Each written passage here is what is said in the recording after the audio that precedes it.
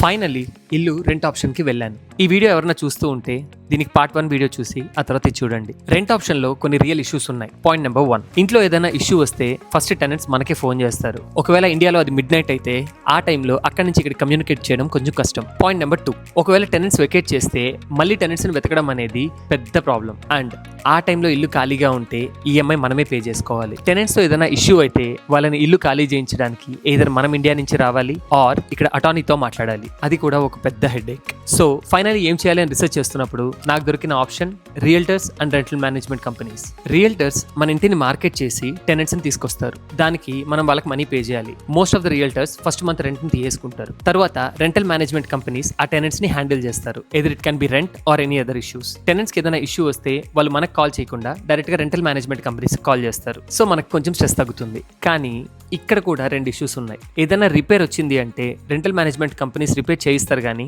ఆ బిల్ ని మనకే పంపిస్తారు. సో ఇండియా నుంచి ఆ బిల్ మనం పే చేయాలి. And there is a vacancy risk. ఒకవేళ ఇల్లు ఖాళీగా ఉంటే స్టిల్ ఈఎంఐ మనమే పే చేయాలి.